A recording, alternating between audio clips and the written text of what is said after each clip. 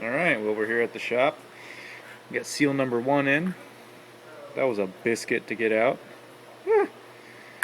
Anyway, put new crank seals in. Got to do one on the other side still, right here.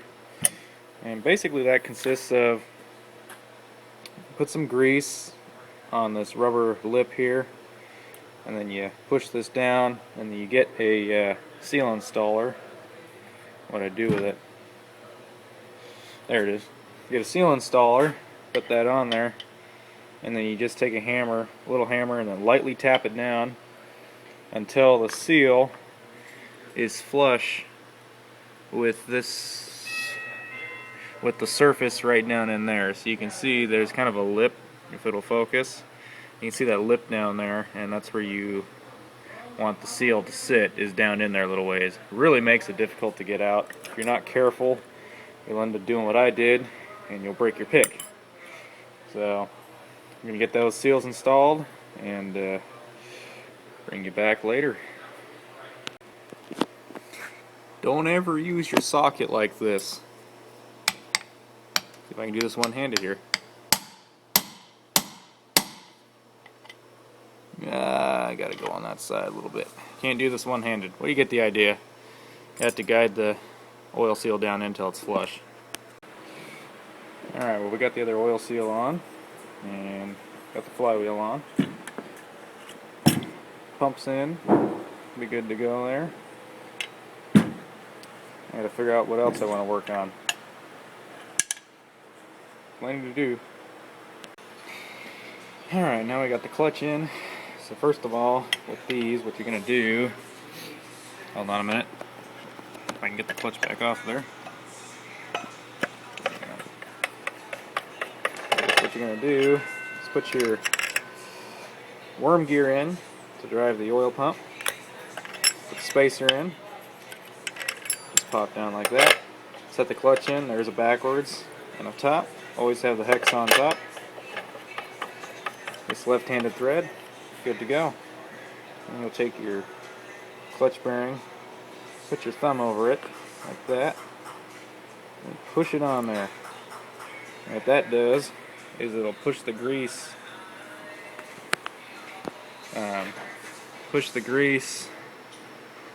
through the bearing needles, lubed up. Then we take our clutch and we'll line that little little thingy there with the worm gear, and as you can see, it just pops right in like that. And what we're going to do is put our new sprocket in. Great. You can see how well prepared I am for this video. Hold on a second. Okay. Put our sprocket in like that, and the rest is pretty explanatory. Got our washer and wherever my circlip is.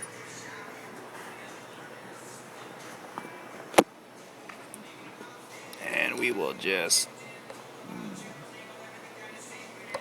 pop the circlip on like that. Good to go. Alright, now we're gonna put the cover on. Put 2 screws in and get back to you guys in a minute. Alright, so we got the tank housing installed. That was quite a pain, but we did it. Got the springs on, got the rubber mounts in, and the top spring on here. We're all good to go. So now we're going to start working on the cylinder. I'm going to take some sandpaper, grind down the transfer, and then ball hone it, and we'll hope for the best. See ya. And just like that, they're done. Well, folks, ended up getting busy at the shop even though it was my day off. Had to go help some customers, and then for some reason my battery ended up dying, so that was wonderful. I was rather ill prepared for that. So anyway, yeah, so we last ended off, I believe, with the cylinder still off. I mean, it's really not a whole lot to do from there. But the saw still isn't done completely. I ended up not being able to finish the saw anyway because I didn't get this piece. Had to go to my buddy's house and pick that up because he forgot to give that part to me. Anyway, let me just grab this real quick and pop these off. So we got the carburetor, everything. That's all been rebuilt. All the assemblies hooked up. I ended up taking the old cylinder that I had, cleaning it up real good.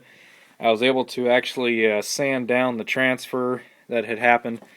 You know, all the scoring. Ended up sanding that all down with some emery cloth and then ball honing it really good, and it's perfectly fine. We got a lot of compression. Wanted to do a base gasket delete, but I always like having a gasket in between the head surface just for more cheaper insurance rather than silicone. So we ended up just going with the head gasket. I could do a compression test, but I'm going to wait until I break it in, or at least get some lube on there, because I just got a little bit of WD-40. I don't like pulling them over a bunch when, especially when they're, you know, when you got a tight tolerances right now. So anyway, we'll do a compression test after I run about half a tank through it, or maybe tomorrow or something. But anyhow, well, she's pretty much done. I'm going to take this filter to the shop and clean it out.